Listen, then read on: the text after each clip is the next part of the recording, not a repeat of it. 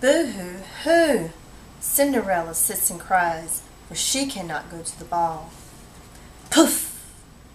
I am here to save you from this problem at hand, my beautiful child. Close your eyes and tell me all your feelings and thoughts about this situation. Cinderella says, I am so ugly. I have nothing to wear, and I have nothing to offer to anyone.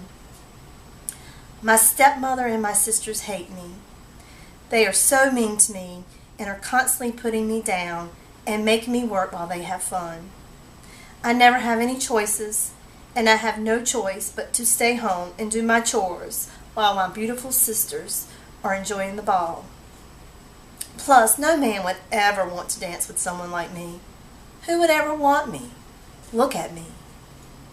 After some time establishing an atmosphere of respect and empathy, I say to Cinderella, my dear lovely, we all have choices that produce consequences. It is up to you to decide what it is you want out of life and to take the necessary steps to get there. You, my dear, have the ability to decide for yourself the direction of your future. You do not have to be this victim that you have defined yourself to be. Tell me, Cinderella, what do you envision for yourself? Oh, says Cinderella, I see myself with the most beautiful gown ever and a beautiful horse-drawn carriage that will take me to the ball. I will be the most beautiful and the most confident woman at the ball, and the handsome prince will choose me to dance with all night long. I say to Cinderella, what choices at this point in your life do you see yourself having, and what would be the consequences of these choices? Using only I statements, tell me how you will choose to live in the world right now. After much thought, Cinderella says, I would put on my best dress and I would go to the ball. I would have confidence and would shine through, and nobody would notice that I didn't have the best dress on. I would bat my long eyelashes at the handsome prince, and I would give him the biggest smile ever. I would engage him in conversation with the hopes that he would ask me to dance just once. I say to Cinderella, and what would happen if you actually did this? Cinderella says, Well, I guess I would have a good time. My stepmother and sisters would be so surprised. I would love to see their faces as I entered the ball. They would be so angry. What would they do to me?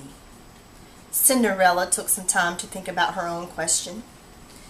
And she says, They are already so mean to me anyway. They could not possibly treat me any worse than they already do. So what do I have to lose?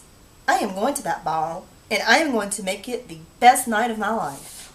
Cinderella turns to me and says, Thank you so much for helping me to see the reality of my situation and giving me the courage to make decisions for my own life.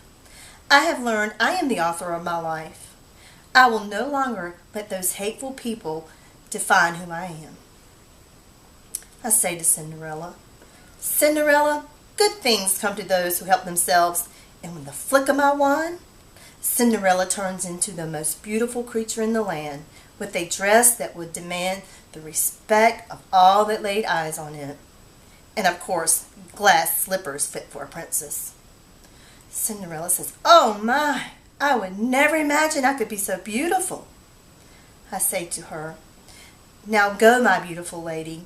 Your horse-drawn carriage is waiting to take you to the ball. Make the most of this night and create a life you want to live.